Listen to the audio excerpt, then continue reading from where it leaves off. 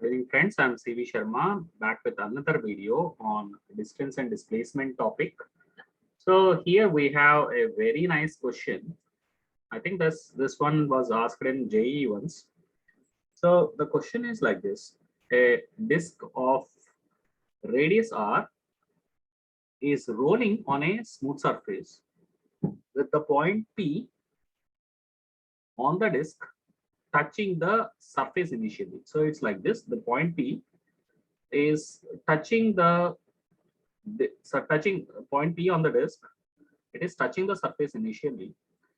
The disk completes half rotation while rolling. It completes a half rotation. So let us draw the scenario. It's like it completes half the rotation. So okay, something like this. So it completes half the rotation. I'm unable to draw the same radial disk, but I hope you'll understand the concept. So the scenario is here. So it rotates. It completes half rotation. So it means that the point P from here it moves to the top. It's rolling also, so it is rolling, so the point P moves to the top. And now that this is the radius, so this is the radius what you have, and now it goes like this. So it goes like this to the top, and now this is our radius. Definitely this is the center of the disk and this is the radius. And now the question is that calculate the displacement of the point P. So what is the displacement of the point P? So the displacement of the point P, let us say it has moved to from here to here. So this is the point P. This is the shortest distance the point P has moved. So this is how you have. So that's how you get the displacement. So this displacement I want to calculate. So it's very easy now.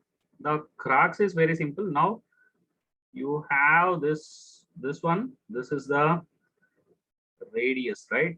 So this is the radius, and then if you extend this further like this, and this is our another r. Okay, and for when the circle completes half of the rotation, it has gone half of the circumference, right? And now this much distance, so it has gone half the rotation. That means it has gone half the circumference. So that the what is the half of the circumference? That is pi r. So that will be the distance it has covered, and then this one will be like 2r, and this is the right angle triangle what you have. And now simply let me draw the triangle. What we have to solve now is this triangle here, and this is our, for half the rotation it completes the distance of pi r. So this is the distance it will move. So this is the distance it moves, right? So to this point it moves pi r. So it is completing half of the rotation. So I'm exaggerating the picture for you. It's not drawn to the scale. Please understand that it's not drawn to the scale. This is for the understanding. And now here, this is the one you complete. This is the hypotenuse. And now this is of my pi r. And this is my 2r.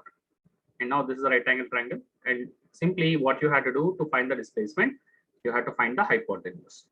So finding the hypotenuse is this is the displacement. Okay. So this is the displacement. I hope you are understanding. This is the displacement. And now simply let's calculate this now. So the displacement d happens to be square root of 2r whole square and pi r whole square. That's it. And then r square we can take out. So that will be r times 2 square is 4 and pi square 4 plus pi square. That's the answer. So that's very easy. So I can redo this. So you can see this how it is. So it's 4r square plus pi square r square. This is how you get. And r square is taken out to get r. And what you get is 4 plus pi square. I hope you understood this. So I didn't give the units. It will be like if you suppose that this is like r meters, what you have, and the displacement will be also like r meters. Okay, this r into 4 plus pi square meters, right? So that will be the displacement. So if this is pi r meter, so if I give the units, this will be r meters, and then the displacement will be r into square root of 4 plus pi square meters. That's the required answer. And thank you all. Thanks for watching the video. I hope you understood this clearly. Thank you all.